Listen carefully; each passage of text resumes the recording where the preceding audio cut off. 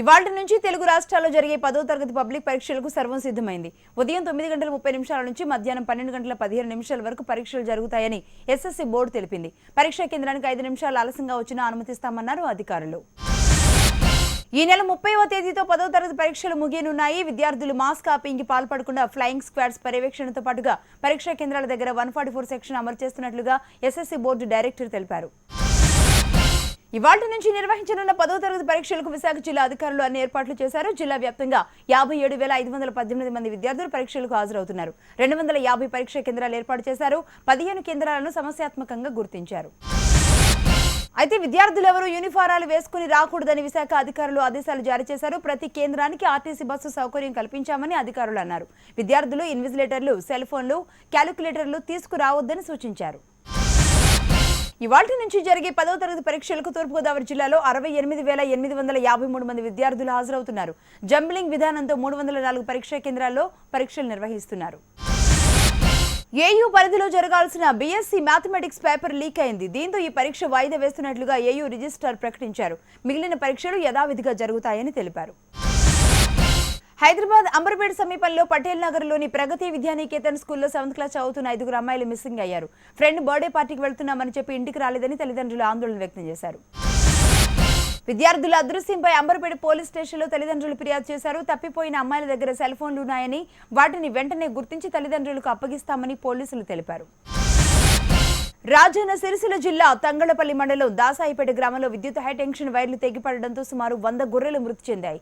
నక్రిత్తి పెద్దరాజయ్యకు చెందిన 100 గొర్రెలు ప్రమాదంలో మృతి చెందాయి. గొర్రెల మందకు రక్షణ ఉంచిన ఇనుప గ్రిల్ పై విద్యుత్ హైటెన్షన్ వైర్లు తెగిపడి 100 గొర్రెలు మృతి చెందాయి. సర్వస్వం కోల్పోయినందున ప్రభుత్వం ఆదుకోవాలని రాజయ్య వేడుకుంటున్నాడు. హైదరాబాద్ వాసులకు చిరుజల్లులు ఉపశమనం కలిగించాయి. కొన్ని రోజులుగా బానుడి భగభగలతో ఉక్కిరిబిక్కిరవుతున్న జనాలకు వరుణుడు కాస్త రిలీఫ్ ఇచ్చాడు. సికింద్రాబాద్, తార్నాకతో పాటుగా పలు చోట్ల వర్షం పడింది. తెలుగు రాష్ట్రాల్లో మరో 2 రోజులు అక్కడక్కడ ఉరుములతో కూడిన వర్షాలు పడే అవకాశాలు ఉన్నట్లుగా వాతావరణ విభాగం తెలిపింది. రాయలసీమ, కోస్తా జిల్లాల్లో పలు చోట్ల వర్షాలు కురుస్తున్నాయి. తెలంగాణలోనూ అక్కడక్కడ చిరుజల్లులు పడ్డాయి. జోగులాంబ గద్వాల జిల్లా మానవపాడు కేంద్రంలో కురిసిన అకాల వర్షానికి పొలంలో నిల్వ ఉంచిన మిర్చి పంట తడిసి పాడైపోయింది. మహబూబ్ నగర్ జిల్లా దేవరకద్ర మండలంలో కురిసిన అకాల వర్షానికి చేతికి అందొచ్చిన మామిడి పంట నేలరాలడంతో రైతులు తీవ్ర నష్టానికి గురయ్యారు. చెన్నూరు నియోజకవర్గ పరిధిలో కురిసిన అకాల వర్షానికి జైపూర్, కోటపల్లి, చెన్నూరు మండలాల్లోని మిర్చి రైతులు తీవ్రంగా నష్టపోయారు. ఇంధనాన్ని పొదుపు చేసినందుకు తెలంగాణ ఆర్టీసీకి ఇంధన పొదుపు అవార్డు దక్కింది. ఢిల్లీలోని 60వ ఏఎస్ఆర్టీయూ వార్షిక సమావేశంలో ఈ అవార్డును తెలంగాణ ఆర్టీసీ ఎండీ రమణారావు అందుకున్నారు. వేసవిలో ప్రజలు వడగాల్పుల బారిన పడకుండా నివారణ చర్యల కోసం కార్యాచరణ ప్రణాళిక రూపొందించాలని తెలంగాణ ప్రభుత్వ ప్రధాన కార్యదర్శి ఎస్పీ సింగ్ అధికారులను ఆదేశించారు. ఏప్రిల్ నుంచి జూన్ వరకు వడగాల్పులు వీచే అవకాశం ఉందని తెలిపారు. ఇవాళ జరగబోయే నెల్లూరు జిల్లా స్థానిక సంస్థల ఎమ్మెల్సీ ఎన్నికలకు పటిష్టమైన బందోబస్తు ఏర్పాట్లు చేశామని ఎస్పీ విశాల్ గున్ని తెలిపారు. 828 మంది పోలీసులను బందోబస్తుకు నియమించినట్లుగా ఆయన అన్నారు. కడప జిల్లా రాజంపేటలో ఇవాళ జరగనున్న ఎమ్మెల్సీ ఎన్నికలకు పటిష్ట బందోబస్తు ఏర్పాట్లు చేశారు. పాత బస్టాండ్ నుంచి పోలింగ్ కేంద్రాల వరకు 144 సెక్షన్ ఏర్పాటు చేసినట్లుగా ఐడి అమిత్ కార్గ్ తెలిపారు. సింగరేణి వారసత్వ ఉద్యోగాలపై తెలంగాణ ప్రభుత్వానికి ఎదురుదెబ్బ తగిలింది. ప్రభుత్వం ఇచ్చిన నోటిఫికేషన్ను హైకోర్టు రద్దు చేసింది. 30,000 వారసత్వ ఉద్యోగాల వల్ల తమకు ఉద్యోగ అవకాశాలు రావంటూ సతీష్ అనే వ్యక్తి హైకోర్టును ఆశ్రయించారు. ఉద్యోగి అనారోగ్య కారణాల వల్ల ఉద్యోగం నుంచి వైదొలిగితే తప్ప వారసత్వ ఉద్యోగం ఇవ్వడానికి వీల్లేదని హైకోర్టు స్పష్టం చేసింది. కోర్టు తీర్పును వ్యతిరేకిస్తూ టీబీజేకేఎస్ కార్మిక సంఘం ఇవాళ నిరసనలకు పిలుపునిచ్చింది. సింగరేణిలో వారసత్వ ఉద్యోగాలకు సంబంధించి హైకోర్టు ఇచ్చిన తీర్పుపై ప్రభుత్వం స్పందించింది. కార్మికుల కుటుంబాలకు డిపెండెంట్ ఉద్యోగాలు దక్కే విషయంలో న్యాయ పోరాటం చేస్తామని కేసీఆర్ స్పష్టం చేశారు. సుప్రీంకోర్టులో అప్పీల్ చేయాలని సీఎం నిర్ణయించారు.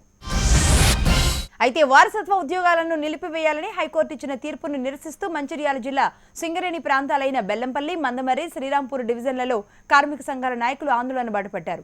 బొగ్గుగని కార్మికుల్ని ప్రభుత్వం మోసం చేసిందని హెచ్ఎంఎస్ ఆరోపించింది. కొత్తగూడెం జిల్లా సింగరేణి ప్రధాన కార్యాలయం ఎదురుగా తెలంగాణ బొగ్గుగని కార్మిక సంఘం ఆధ్వర్యంలో కోదండరాం, జాతీయ సంఘాల నాయకులు దిష్టిబొమ్మను దహనం చేశారు. జేఏసీ నేతలు రీట్ వేసి ఉద్యోగాలు రాకుండా చేశారని కార్మిక సంఘాలు మండిపడ్డాయి. సింగరేణిలో వారసత్వ ఉద్యోగాలపై హైకోర్టు తీర్పుతో ప్రభుత్వం ఇప్పుడు ఏం చేస్తుందో చెప్పాలని డిమాండ్ చేశారు కిషన్ రెడ్డి.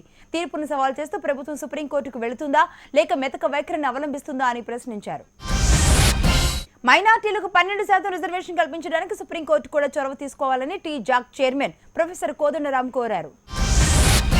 నూతన పెన్షన్ స్కీమ్ పై మహబూబ్ నగర్ లో ఎమ్మెల్సీగా పోటీ చేస్తున్న అభ్యర్థులతో ఏర్పాటైన చర్చా వేదికకు అకస్మాత్తుగా పోలీసులు అనుమతి నిరాకరించారు. సిపిఎస్ పై ఉపాధ్యాయ అభ్యర్థుల అభిప్రాయాలను తెలుసుకునేందుకు ఉద్యోగుల సంఘం వేదికను ఏర్పాటు చేసింది.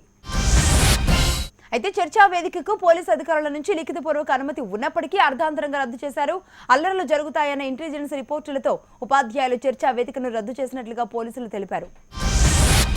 పాలమూరు రంగారెడ్డి ఎత్తిపోతల పథకం పనుల్లో భాగంగా చేస్తున్న బ్లాస్టింగ్స్ తో లేస్తున్న దుమ్ము ధూళికి తట్టుకోలేకపోతున్నామని సమీప గ్రామాల ప్రజలు హెచ్ఈఎస్ కంపెనీ దగ్గర ధర్నా నిర్వహించారు.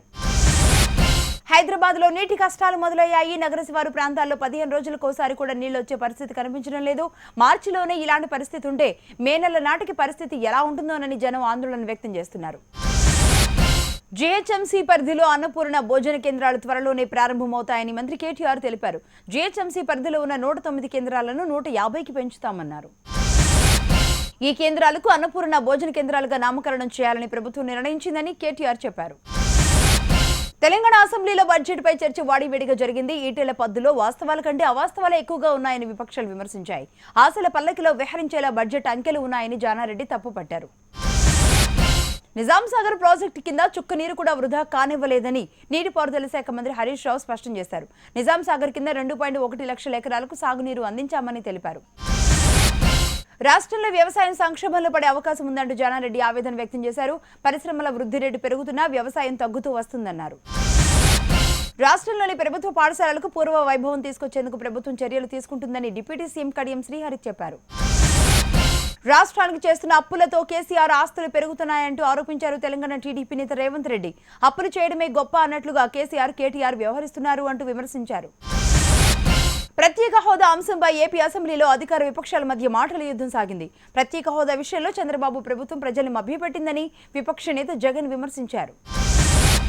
ప్రత్యేక హోదాకు బదులు అంతే మొత్తంలో ప్రత్యేక సాయం చేస్తామన్న కేంద్ర హామీ మేరకే హోదా అంశాన్ని పక్కన పెట్టామని చంద్రబాబు వివరణ ఇచ్చారు. టీడీపీ ఎమ్మెల్యే అనితను దూషించారు అన్న అంశంలో వైసీపీ ఎమ్మెల్యే రోజాపై మరో ఏడాది చర్యలు తీసుకోవాలని ప్రివిలేజ్ కమిటీ సూచించింది. రోజాను మరో ఏడాది పాటు సస్పెండ్ చేయాలని సిఫార్సు చేస్తూ తుది నిర్ణయాన్ని సభకే వదిలిపెట్టింది. ఆంధ్రప్రదేశ్ బడ్జెట్ పై అసెంబ్లీలో 2 రోజుల పాటు చర్చ జరగనుంది. శాసనసభ వ్యవహారాల సలహా సంఘం ఈ మేరకు నిర్ణయం తీసుకుంది. 20-21 తేదీల్లో బడ్జెట్ పై చర్చ జరగనుంది. విపక్ష సభ్యులు అడిగిన ప్రశ్నలకు ఆర్థిక మంత్రి యనమల రామకృష్ణుడు సమాధానం చెప్పనున్నారు. 22వ తేదీ నుంచి 27వ తేదీ వరకు పద్దులపై చర్చ, 28వ తేదీన ద్రవ్య వినిమయ బిల్లు సభ ముందుకు రానుంది. అనంతరం 30-31వ తేదీతో బడ్జెట్ సమావేశాలు ముగుస్తాయి. హైదరాబాద్ ఇందిరా పార్క్ దగ్గర ధర్నా చౌక్ను ఎత్తివేయడంపై ప్రతిపక్షాలు గవర్నర్ను కలిశాయి. ప్రభుత్వం నిరంకుశంగా వ్యవహరిస్తోందని నరసింహన్కు ఫిర్యాదు చేశాయి. ధర్నా చౌక్ తరలింపు అడ్డుకోవాలని విపక్ష నేతలు విజ్ఞప్తి చేశారు. అగ్రిగోల్డ్ బాధితులను ఆదుకోవాలంటూ విజయవాడలోని లెనిన్ సెంటర్లో సిపిఐ ధర్నా నిర్వహించింది. అసెంబ్లీ సమావేశాలు ముగిసే బాధితులకు పరిష్కారం చూపాలని నేతలు డిమాండ్ చేశారు. అగ్రిగోల్డ్ వ్యవహారంలో ప్రభుత్వ తీరును నిరసిస్తూ విజయనగరం ఆర్టీసీ కాంప్లెక్స్ దగ్గర సిపిఐ రాస్తారోకో నిర్వహించింది. అగ్రిగోల్డ్ భూముల్ని కొందరు ప్రభుత్వ పెద్దలు దోచుకున్నందువల్లే ప్రజలకు న్యాయం జరగడం లేదని నేతలు ఆరోపించారు. జర్నలిస్టుల సంక్షేమ నిధి ద్వారా ఆర్థిక సహాయం కోసం మరణించిన జర్నలిస్టుల కుటుంబ సభ్యులకు ఈ నెల 23లోగా దరఖాస్తు చేసుకోవాలని ప్రెస్ అకాడమీ చైర్మన్ అల్లం నారాయణ తెలిపారు. 2 అంతర్రాష్ట్ర ఎర్రచందనం స్మగ్లర్లను తిరుపతి పోలీసులు అరెస్ట్ చేశారు. 12 ఎర్రచందనం దుంగలు స్వాధీనం చేసుకున్న పోలీసులు గోడౌన్లో దాచి ఉంచిన 451 దుంగలను సీజ్ చేశారు. పొగాకుకు తగిన ధర లభించక నెల్లూరు జిల్లా రైతులు ఆవేదన వ్యక్తం చేస్తున్నారు. కేజీ 160 రేటు పలుకుతోందని, 180 రూపాయలు వస్తే గానీ గిట్టుబాటు కాదని అంటున్నారు. అత్తింటి వేధింపులు భరించలేక నెల్లూరు జిల్లాలోని గూడూరులో వర్షిత అనే వివాహిత ఆత్మహత్య చేసుకుంది. పెళ్లైన 4 నెలలకి ఆమె బలవన్ మరణానికి పాల్పడింది. అయితే మృతురాలి భర్తను పోలీసులు అదుపులోకి తీసుకుని విచారిస్తున్నారు. తమ కుమార్తెది ఆత్మహత్య కాదని తల్లిదండ్రులు ఆరోపిస్తున్నారు. పర్యాటక ప్రాంతాలను కళ్లకు కట్టినట్లుగా చూపించే విహారీ ట్రావెలర్ టెలివిజన్ షో అందరిని ఆకట్టుకుంటోందని తెలంగాణ టూరిజం సెక్రటరీ బుర్రా వెంకటేశం అన్నారు. 12 సంవత్సరాలు పూర్తి చేసుకున్న సందర్భంగా టూరిజం బుక్ ని విడుదల చేశారు. తెలుగు ప్రజలకు అందమైన పర్యాటక ప్రాంతాలను పరిచయం చేసేందుకు విహారీ ట్రావెలర్ టెలివిజన్ ప్రోగ్రాం ఏర్పాటు చేశామని సంస్థ డైరెక్టర్ నితిన్ కుమార్ చెప్పారు. కేయూ ఆర్ట్స్ కళాశాల 90 వసంతాలు పూర్తి చేసుకుంది. హన్మకొండలోని యూనివర్సిటీ ఆర్ట్స్ కళాశాల వార్షికోత్సవం అట్టహాసంగా జరిగింది. ఈ కార్యక్రమంలో స్టూడెంట్స్ పోటాపోటీగా చేసిన డాన్సులు ఆహుతుల్ని అలరించాయి.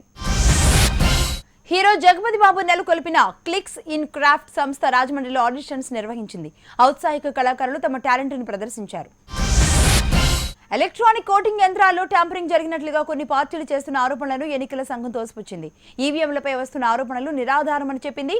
సాంకేతికంగా పరిపాలనా పరంగానూ ఈవీఎంలను ట్యాంపర్ చేయడానికి వీలుండదని తెలిపింది. ఎన్నికల ప్రక్రియ నీతివంతంగా ఉందని ఈసీ పేర్కొంది. అయితే ఈవీఎంల ట్యాంపరింగ్లపై పక్కా ఆధారాలతో తమకు ఫిర్యాదు చేస్తే పరిశీలిస్తామని ఎన్నికల సంఘం వివరించింది. కేంద్ర మంత్రులు అరుణ్ జైట్లీ, వెంకయ్యనాయుడిని టీడీపీ ఎంపీలు సన్మానించారు. ఏపీకి ప్రకటించిన స్పెషల్ ప్యాకేజ్ కి కేంద్రం ఆమోదముద్ర వేసినందుకు కృతజ్ఞతలు తెలిపారు. ఏపీ ఆర్థికంగా నిలదొక్కునే వరకు కేంద్రం అండగా ఉంటుందని జైట్లీ, వెంకయ్య తెలిపారు. ఉత్తరప్రదేశ్ ముఖ్యమంత్రి ఎంపికపై సందిగ్ధత కొనసాగుతోంది. బీజేపీ పార్లమెంటరీ పార్టీ సమావేశంలో యూపీ, ఉత్తరాఖండ్ సీఎం అభ్యర్థుల ఎంపికపై నిర్ణయం తీసుకుంటారని భావించినా తేలకుండానే సమావేశం ముగిసింది. ఈ నెల 18న యూపీ ప్రభుత్వ ఏర్పాటుకి ముహూర్తం పెట్టుకున్నప్పటికీ సీఎం అభ్యర్థిత్వం ఇంకా ఖరారు కాలేదు. ఎవరు ప్రమాణ స్వీకారం చేస్తారో తెలియక కాషాయ దళం ఆసక్తిగా ఎదురుచూస్తోంది. యూపీ బీజేపీ రాష్ట్ర శాఖ అధ్యక్షుడు కేశవ్ ప్రసాద్ మౌర్య అస్వస్థతకు గురయ్యారు. దీంతో ఆయన వెంటనే ఢిల్లీలోని ఆర్ఎంఎల్ ఆసుపత్రిలో చేర్పించారు. ఇకటు పంజాబ్లో దశాబ్ద కాలం తర్వాత కాంగ్రెస్ ప్రభుత్వం ఏర్పాటైంది. రాష్ట్ర 26వ ముఖ్యమంత్రిగా కెప్టెన్ అమరీందర్ సింగ్ ప్రమాణ స్వీకారం చేశారు. కేబినెట్ మంత్రులుగా నవజోత్ సింగ్ సిద్ధు, మనప్రీత్ సింగ్ బాదల్ సహా 9 మంది ప్రమాణం చేశారు. అమరీందర్ సింగ్ ప్రమాణ స్వీకారోత్సవానికి మాజీ ప్రధాని మన్మోహన్ సింగ్, కాంగ్రెస్ పార్టీ ఉపాధ్యక్షుడు రాహుల్ గాంధీలు హాజరయ్యారు. తమిళనాడుకు చెందిన డీఎంకే నేతలు ఎన్నికల కమిషన్ను ఆశ్రయించారు. ఆర్కే నగర్ ఉప ఎన్నికల సందర్భంగా చెన్నై కమిషనర్ను బదిలీ చేయడంతో పాటుగా మరో 2 అంశాలపై ఫిర్యాదు చేశారు.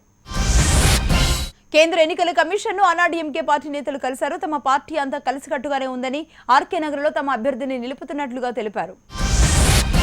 ఇక పొరుగు దేశం పాకిస్తాన్పై ఐక్యరాజ్య సమితిలో భారత్ నిప్పులు చెరిగింది. పాక్ ప్రపంచ ఉగ్రవాద కర్మాగారమని ఆరోపించింది. భారత్ భూభాగాలను అక్రమంగా ఆక్రమించుకుంటోందని మండిపడింది.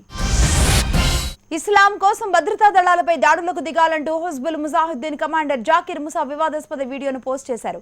జాతీయవాదం కోసం కాకుండా ఇస్లాం కోసం రాళ్లు రువ్వాలంటూ సూచించారు. కుమారుడితో కలిసి ఓ తండ్రి 12వ తరగతి పరీక్షలు రాసిన ఘటన నోయిడాలో చోటు చేసుకుంది. తండ్రి కొడుకులిద్దరూ ఒకే పరీక్షా సెంటర్లో ఎగ్జామ్ రాశారు. లక్నోలో సైఫుల్లా ఎన్కౌంటర్ జరిగిన ప్రాంతాన్ని ఎన్ఐఏ పోలీసులు తనిఖీలు నిర్వహించారు. స్థానికుల నుంచి సమాచారాన్ని తెలుసుకునే ప్రయత్నం చేశారు. మావోయిస్టులపై ఛత్తీస్గఢ్ ముఖ్యమంత్రి రమణ్ సింగ్ సంచలన వ్యాఖ్యలు చేశారు. భయాన్ని వ్యాపింపజేసి దోచుకోవడమే మావోల పని అని తీవ్ర వ్యాఖ్యలు చేశారు. జమ్మూ కాశ్మీర్లో ఏర్పాటువాదులు సయ్యద్ అలీషా, మిర్వాజ్ ఉమార్, యాసిన్ మాలిక్ ను పోలీసులు అదుపులోకి తీసుకున్నారు. వీరి అరెస్టుకు ముందు మద్దతుదారులతో కలిసి పెద్ద ఎత్తున నినాదాలు చేశారు. ఈ రోజు దేశవ్యాప్తంగా కేంద్ర ప్రభుత్వ ఉద్యోగులు ఒక రోజు సమ్మె చేపట్టారు. నేషనల్ పెన్షన్ స్కీమ్ ఉపసంహరించుకోవాలని డిమాండ్ చేశారు. కనీస వేతనం 25,000 సవరించాలని సమ్మెకు దిగారు. మధ్యప్రదేశ్లోని శాంటా నగరంలో ఓ చిరుతపులి కలకలం రేపింది. పక్కనే ఉన్న అడవుల్లో నుంచి వచ్చిన చిరుతపులి ఓ ఇంట్లోకి చేరింది. వెంటనే అటవీశాఖ సిబ్బంది చిరుతను వలవేసి పట్టుకున్నారు.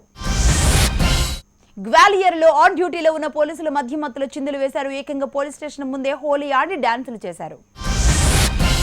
అయితే పోలీసుల చిందులపై దర్యాప్తు జరుపుతున్నట్లుగా గ్వాలియర్ ఎస్పీ ఆశిష్ తెలిపారు. వీరిపై యాక్షన్ తీసుకుంటున్నట్లుగా చెప్పారు.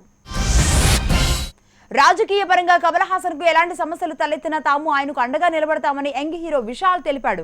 కమల్ కు తాము పూర్తి మద్దతు పలుకుతున్నామని చెప్పాడు. ఎస్పీ వివాదాస్పద నేత అజాం ఖాన్ మరోసారి తన నోటు దురుసును చూపించుకున్నాడు. ఓ కార్యక్రమంలో అభయ్ కుమార్ అధికారికి వార్నింగ్ ఇస్తూ కెమెరాకు చిక్కారు. ఇస్లామిక్ స్టేట్ ఉగ్రవాదుల నుంచి నిధులు అందుకున్న 6 తమిళనాడు వ్యక్తుల కోసం ఎన్ఐఏ దర్యాప్తు చేస్తోంది. డబ్బు తీసుకున్న వారు డజన్ మందికి సహాయం చేసినట్లుగా అధికారులు అనుమానం వ్యక్తం చేస్తున్నారు. అమెరికా అధ్యక్షుడు డొనాల్డ్ ట్రంప్ కు మరోసారి న్యాయస్థానంలో చుక్కెదురైంది. 6 ముస్లిం దేశాలకు చెందిన పౌరులు, శరణార్థులు అమెరికాకు రాకుండా వలస నిషేధ ఉత్తర్వులకు హవాయి ఫెడరల్ కోర్టు బ్రేకులు వేసింది. అలాగే ఇండియన్ ఐటీ కంపెనీలకు ఊరట కలిగించే ప్రకటన ఒకటి విడుదల చేసింది. US citizenship and immigration services వచ్చే ఆర్థిక సంవత్సరానికి గాను ఏప్రిల్ 3 నుంచి H1B దరఖాస్తులు చేసుకోవచ్చని తెలిపింది. ఇక అమెరికా ఫెడరల్ రిజర్వ్ వడ్డీ రేట్లను 0.5% పెంచింది. పటిష్టమైన ఉద్యోగ గణాంకాలు, ద్రవ్యోల్బణంలో పెరుగుదలను పరిగణలోకి తీసుకుంది.